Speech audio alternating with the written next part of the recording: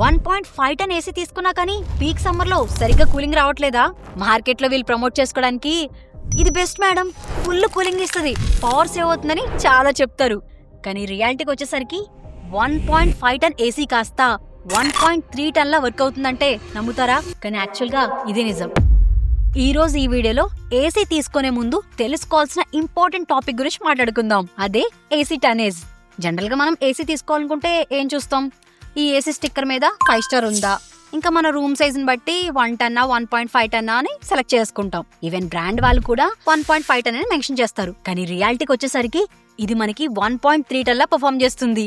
అందుకే మనకి ఈ ఏసీస్ మార్చి ఏప్రిల్లో బాగానే కూలింగ్ ఇచ్చినా కూడా పీక్ సమ్మర్ అంటే మేలో కూలింగ్ ఎఫిషియన్సీ అనేది తగ్గుతుంది. ఇంకా రూమ్ కూడా కూల్ అవడానికి ఎక్కువ టైం పడుతుంది.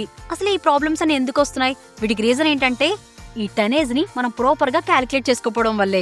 సో ఏసీ తీసుకునే ముందు ఈ టనేజ్ ఎంత ఉంది, దీన్ని ఎలా చూస్ చేసుకోవాలి అండ్ దీన్ని ఎలా క్యాలిక్యులేట్ చేసుకోవాలి, ఇలా అన్ని కూడా ఈ వీడియోలో క్లియర్ గా ఎక్స్ప్లెయిన్ చేస్తాను. ఈ ఏసీ టనేజ్ గురించి తెలుసుకునే ముందు ఏసీ ఎలా ఫంక్షన్ అవుతుందో తెలుసుకోవడం చాలా ఇంపార్టెంట్.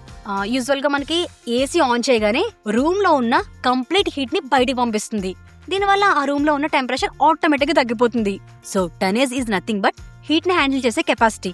మనకి ఇండస్ట్రీలో ఈ హీట్ ని హ్యాండిల్ చేసే కెపాసిటీని BTUs లో మెజర్ చేస్తారు. ఈ BTU ఏం చేస్తుందంటే ఏసీ ఒక గంటకి ఎంత హీట్ ని బయటికి పంపిస్తుంది అనే దాన్ని మెజర్ చేస్తుంది. యూజువల్ గా మనకి 1 టన్ కెపాసిటీ ఉన్న ఏసీ అయితే 1 అవర్ కి 12,000 BTUs హీట్ ని రిమూవ్ చేస్తుంది. 1.5 టన్ అయితే 18,000 అండ్ 2 టన్ అయితే 24,000 హీట్ ని రిమూవ్ చేస్తుంది. కానీ మన ఇండియాలో ఉన్న మెయిన్ ప్రాబ్లం ఏంటంటే ఈ బ్రాండ్స్ ఎక్కడా కూడా వాళ్ళ వెబ్సైట్ లో గానీ పేజ్ లో గానీ ఈ BTU నెంబర్ అనేది చూపించరు. కానీ దాని బదులు ఈ ఏసీ స్టిక్కర్ మీద రేటెడ్ కూలింగ్ కెపాసిటీ 100% అని బాట్స్ లో మెన్షన్ చేస్తారు. కానీ మనం అందరం ఏం చేస్తాం? ఈ స్టిక్కర్ మీద 5 స్టార్ రేటింగ్ ఉందా, లేకపోతే ఆ బ్రాండ్ ఏంటి, ఆ పవర్ సేవ్ అవుతుందా, ఇలా అన్ని చూసుకుంటాం. బట్ మోస్ట్లీ 99% పీపుల్ అందరూ కూడా ఈ రేటెడ్ కూలింగ్ కెపాసిటీ ఇంకా వాట్స్ అనేవి మిస్ చేస్తారు. కానీ మన ఏసీ రియల్ గా 1.5 టన్ ఉందా లేదా అని ఈ వాట్స్ ద్వారా తెలుసుకోవచ్చు. మీకు ఇంకా క్లియర్ గా తెలియడం కోసం నేను ఎగ్జాంపుల్ తో సహా ఎక్స్ప్లెయిన్ చేస్తాను. నేను ఇక్కడ 2 ఏసీస్ తీసుకున్నాను. 2 కూడా మీకు 1.5 టన్ ఏసీసే. బ్రాండ్ ఏలో చూసినట్టయితే ఈ రేటెడ్ కూలింగ్ కెపాసిటీ అనేది 5280 ఉంది. అదే బ్రాండ్ బిలో చూసినట్టయితే ఇది మీకు 4850 ఉంది. ఈ వాట్స్ మీరు ఆన్లైన్ లో BTUs లో కన్వర్ట్ చేసుకుంటే గనక బ్రాండ్ ఏకి 18,000 BTU ఉంది. దీని టన్స్ లో కన్వర్ట్ చేస్తే 1.5 టన్ ఉంది. అదే బ్రాండ్ బిలో క్యాలిక్యులేట్ చేస్తే ఇది మీకు 16,500 BTU ఉంది. దీని టన్స్ లో కన్వర్ట్ చేస్తే 1.3 టన్ ఉంది. సో బ్రాండ్ ఏతో కంపేర్ చేసి చూస్తే బ్రాండ్ బిలో కూలింగ్ కెపాసిటీ కొంచెం తక్కువగా ఉంది. మీకు ఇప్పుడు క్లియర్ గా అర్థమైంది అనుకుంటున్నాను. ఆన్లైన్ లో చూపించిన దానికి ఇక్కడ మేము క్యాలిక్యులేట్ చేసి చూపించిన దానికి ఎంత డిఫరెన్స్ ఉందో. మీరు అనుకోవచ్చు కొంచెమే కదా అని. కానీ రియల్ లైఫ్ లో రియల్ టైమ్ లో ప్రాబ్లం వస్తుందా అంటే డెఫినెట్ గా వస్తుంది. ఏప్రిల్ మేలో 45 to 48 డిగ్రీస్ వరకు టెంపరేచర్ ఉంటుంది.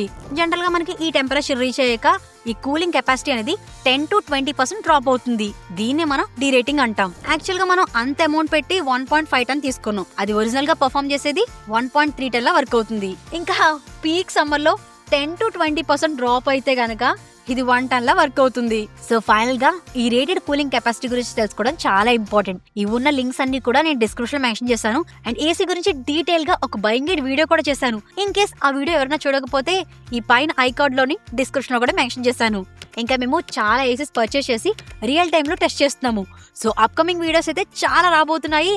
సబ్స్క్రైబ్ చేసుకుని నోటిఫికేషన్ అయితే ఆన్ లో ఉంచుకోండి, అసలు మిస్ అవ్వద్దు. Thank you so much for watching us.